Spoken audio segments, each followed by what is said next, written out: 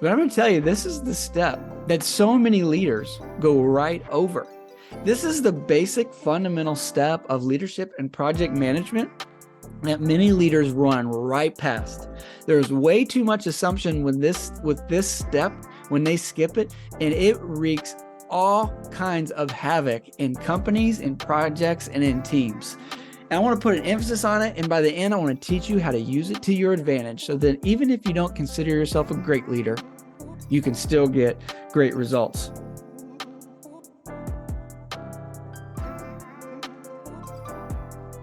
All right, everyone, welcome back to Increase Your Business with Blake Anderson. We are about to embark on episode 44.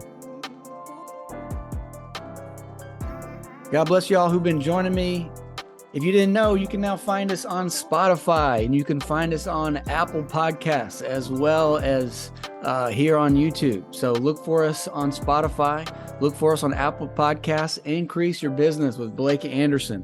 Subscribe, take those episodes wherever you go. It really helps me if you click the subscribe link. Click a like, comment below. Let me know how this impacts you. So I got a question for you. Do you ever wonder why some leaders get better results than others? Have you ever been on a team of talented people that still can't seem to win? Why do some projects stall out or others seem to just go in circles? Have you ever seen a team members who on one project seem to knock it out of the park, but then on the other seem to flounder? Well, in this episode, I'm going to talk about how good leaders get great results. And there's one particular reason that we're really going to dive into. I don't know about you, but I've worked around lots of leaders. A lot of mediocre leaders, a lot of leaders in title alone, a lot of leaders that had authority but no influence, and just a couple really great leaders and a few good ones.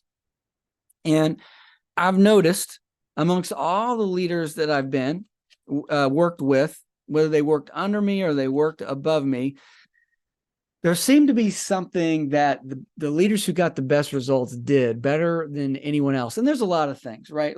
Leadership is not just about charisma, though it is about influence, but there's a particular thing that starts every great project off that a good leader continues to use this tool in his tool belt to keep the team moving towards the result. And that's what I want to get into today, how good leaders to get great results. Now, I hope that everybody watching this aspires to be a great leader. I hope that you aspire to be the kind of leader that people will trust, that people will follow, that people will trust you with their results and their livelihoods. But you don't have to be a great leader. You don't have to be the best communicator or the best speaker to still get great results. There's a few things that if you know to do and you do in the right order and you do just right, that you can get great results. And I want to talk about the thing that I think comes number one, the first thing when doing anything as a team. So I want to read you this quote by Elon Musk. Clearly a guy, I think, modern day, we think we associate with success, we associate with progress, we associate with change. Clearly he's a leader.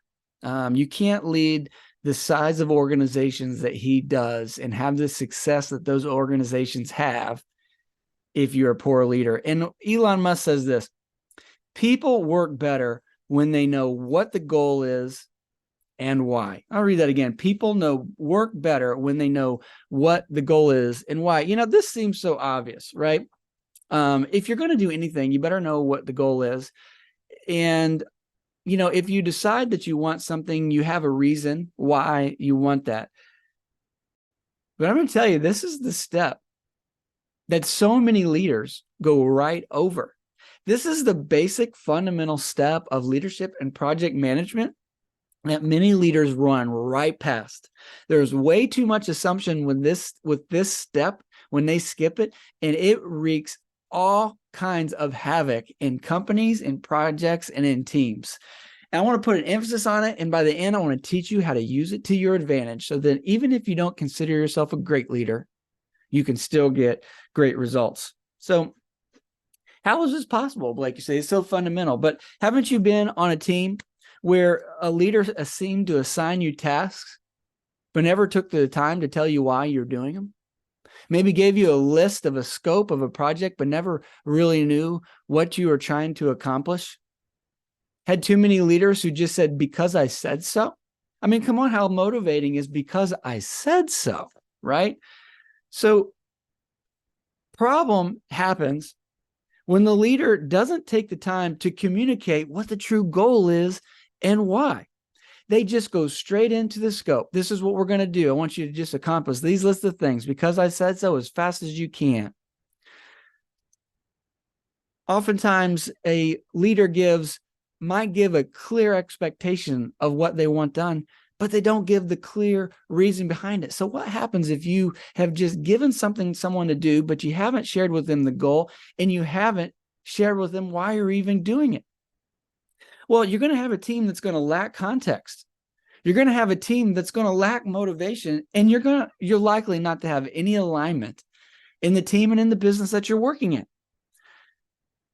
Very common that when a team doesn't know what the goal is and doesn't know why they're doing what they're doing, they're going to hit obstacles and challenges that's going to completely stop their progress, and they're going to stall out. You'll likely get people who will quit, good people who will quit your team for the sheer fact that they aren't connected to the mission. They don't have a reason to push through the hard times. You ever heard that quote? When the going gets tough, the tough get going. Well, the tough get going because they've committed to a result. They know what they're after and they know why they're after it.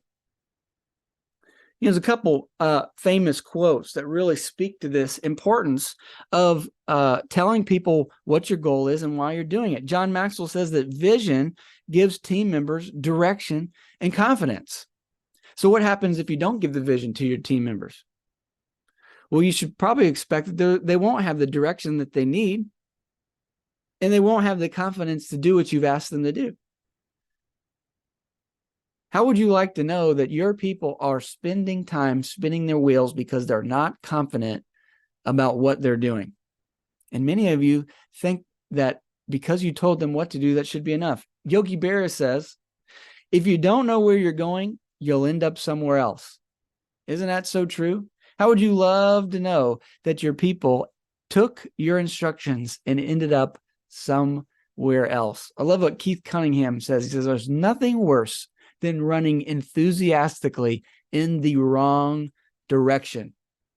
You see, if you don't define success, if you don't paint the picture of what the goal looks like, and you don't provide the context of the why to get there, your people will be those that Keith Cunningham's saying, when you leave the meeting, they will start running enthusiastically in the wrong direction.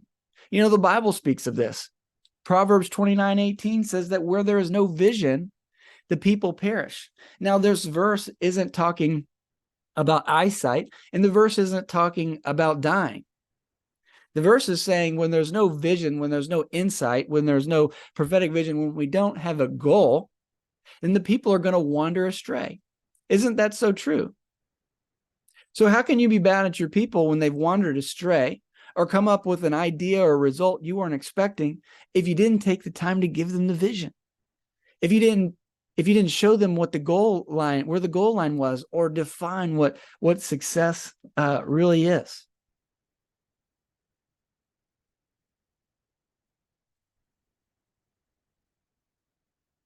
There's a couple other things that happens when a leader doesn't define success. It's very often a leader will jump to a conclusion on their own, not take the time to tell their team, just expect their team to execute because they said so, and think about all the valuable input that they are missing from their team. You see, if you're a leader and you've formed a team of people, I hope that you've brought expert people to your team. I hope that you're not the smartest person in a room on everything that team has to accomplish. I hope you've created a great team that's invited people with complementary skill sets who are good at things that you're not, who love to do things that you don't. And if that is really true about the team that you've created, then wouldn't you maybe need their input on how to properly define success? I mean, a leader must cast the vision, but a leader needs to rely on the input from their team to clarify what that goal should look like, to really bring clarity to how that's going to be fulfilled. Otherwise, a leader might be jumping to a conclusion, signing the team up for something that they can't commit to. How fair is that to your team when you decide that we're going to do this and you haven't even taken the time to realize that you're underprepared or you're under-resourced to even accomplish it? Another thing that happens when a leader doesn't define success well is there's often mission creep, or you see a team that seems to be running in circles. You ever been on an organization where it seemed like any flashy, shiny idea seemed to get the leader or someone in the team moving another direction? And before you could ever get momentum and traction in something, we just keep chasing all these other opportunities and you never seem to go anywhere. You know, the saddest thing is when you see passionate people, talented people together who never get any real traction or momentum towards anything. They have too many good ideas to ever pursue a great idea. Let me say that again. The sad thing is when a team has too many good ideas and never pursues a great idea.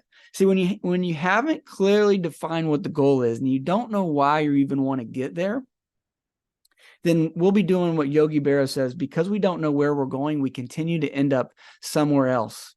And years can go by, and results always be not enough. Success always be just out of reach. And there'll always be some excuse on why you never got there. But it's really a simple step that you're skipping over. If you're the leader who's worked too hard for not enough results, then listen up. If you're the leader who feels like you've got a talented team, but you can't quite seem to hit your deadlines, then listen up. If you're the leader who struggles to keep people engaged, then listen up. You might be missing a very simple step that completely change your results. And what's that simple step? We've been saying it all along. Well, Simon Sinek says that you would start with why. And in our project management framework, we would say that step number one is that you want to define success. Before you do anything else, you want to define success. You want everyone to know, what are we trying to accomplish? And in so defining success, you want everyone on the team to know why we feel like that's successful. Why do we want to achieve this goal? What good will it bring? Give them a context for it. Most people are skipping that in their communication. Oftentimes, if you're a leader, you've defined it in your head, but you haven't communicated that to your team. And so when you don't communicate that to your team, you normally jump straight to the second step of a project, is when you clarify the scope. You list all the things that need to be done. But see, your people don't have a context for those steps. And your people aren't necessarily motivated to see them achieve, because they don't really know what those steps are going to accomplish. And they don't know why they should even want to accomplish them in the first place. So step number one, define success. And then after you define success, everything else that the team does must serve that definition. Let me say that again. When you clearly define success, when you know what the goal is and why you want it, everything else should serve that definition. That definition clarifies and establishes all the things that will have to be done to get us there. That definition of success helps us create an accurate sequence of those things that we have to do to get us there. That definition answers the question of whether we should pursue a new opportunity or not. That definition of success gives the marching orders to the team to know whether what they're doing is going to get us there. At any point in time, everyone should be able to ask themselves, what is our definition of success? And is what I'm doing right now going to get us there? Is taking time to go to this meeting going to help me achieve that definition of success? Is this phone call going to get me there? Is an extra meeting with an outside consultant going to get me there? Do I need to hire someone else? Am I understaffed? Am I overstaffed? Do I need more software? Do I need more process? You can't answer any of those questions until you've taken the time to define success, and your people on your team can't answer their questions unless they know what success looks like. Now, here's the great thing. There's too many leaders that complain that their people can't make decisions without them. There's too many leaders that feel like they've got to do the job for their team. I've seen very talented people inhabit very mediocre teams, and the leader was one step away from tapping into the talent of their team. Leaders need to empower their people. You brought them on your team for a reason. If you empower them what the definition of success is, they understand the values of the company. Most of the questions they have for you have already been answered. They won't need you to make the decision for them because they can ask themselves very simply, will this accomplish the goal that we have created? You see, you don't just define success one time. You continue to repeat it and affirm it over and over and over again with everything that you do. Now, if you really want to take this simple concept to the next level, let's add phase number 2 to defining success. Because in defining success, when we define what we want and why we want it, we're really getting at the motivation of the project, the motivation of the company, the motivation of the team. Now, the importance of identifying this goal and getting to the motivation is we're trying to ensure focus from everybody working on the team. We're trying to provide them context and therefore clarity for what we're doing. And we're trying to get alignment. Now, think about this. Why is alignment so important? I was talking with a friend of mine offline. If you own a business, how could it help your business if the janitor understood the mission of the organization? How could things change if everyone in the organization was trying to help the organization achieve its main goal? From the admins to the janitors to the mid-level managers to the finance department to the sales department. You see, oftentimes talented people are working on mediocre companies only because there's no alignment. Let's say that a different way. You can have a company full of talented people, but if you can't align them to the goal of the organization, you should not expect any more than mediocre results. So how can we get alignment to that goal? Well, first we define it. We tell people where we're going, what we want, why we want it.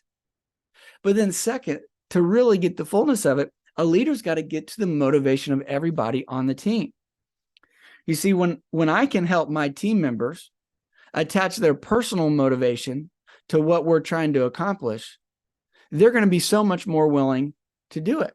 So I was talking with one of my team members earlier today, and we were talking about someone that they were leading who seems to have hit or miss on some of the results. And this is a person who works more than enough hours and is super committed to the company. But what we've noticed is this person's personal motivation is to take care of people.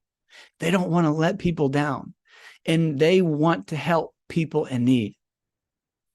How's that sound? Sound like someone you'd want to hire? I know it's someone that I've been honored to have on my team, a commitment to serve. But even this person with this commitment to serve is missing deadlines.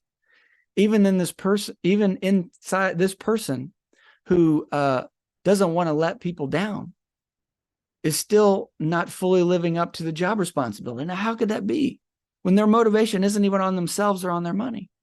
Well, what we were talking about is how we can get their personal motivation aligned with the goal of the project that they're working on, aligned with the goal of the company, helping them understand that they can that motivation can help serve this greater goal. And really, their leader needed to realize, in order to get them to be excited about doing anything, they must show them how doing this thing will keep someone from being let down, how doing your job will help someone in need. Now, I know this person is so motivated to help someone in need. When they understand that just by doing their job, they're helping the next person who's in need of them doing their job, they're going to do a much better job. You see, there's multiple layers to this fundamental principal step of defining success. It's about getting to the heart of the motivation of what the company's about, the motivation of what the team's about, the motivation of what the project is about, and the motivation of all the people interacting with it. Because when we can create alignment where we're not doing things because our boss said so, but we're doing things because we want to, because we believe that our jobs give us an opportunity to live and express the gifts and our heart's desires, then there's no goal that we can't accomplish. I'm going to end with this. Napoleon Hill had a quote that says, "Desire is the starting point of all achievement." Desire is the starting point of all achievement. So you have these goals you want to accomplish. You have a business that you want to succeed. You have a product you want to sell. The starting point to the achievement of that goal and of that project is desire, is connecting your heart's motivation to the motivation of the project. But how can anyone connect their personal motivation to your company if they don't know where you're going, what you're trying to accomplish, and why you're trying to accomplish it? This is a simple concept, but I'm going to tell you what, this is what allows good leaders to have great results. Because good leaders understand that their people need direction. Their people want to believe in what they're doing. Good leaders know that for their people to stay motivated, on task, even through the hard times, they've got to know what the goal is and why we're trying to do it. And good leaders know how to find the personal motivation of everyone they lead and connect it to their daily jobs, knowing when they understand that they can express their heart's desire through their role, that they're going to be committed and they're going to want to see the success of the project, of the team, and of the organization. So join us again on Increase Your Business. Subscribe on Apple Podcasts, Spotify, here on YouTube, wherever you're listening. God bless you. We'll see you at the next episode.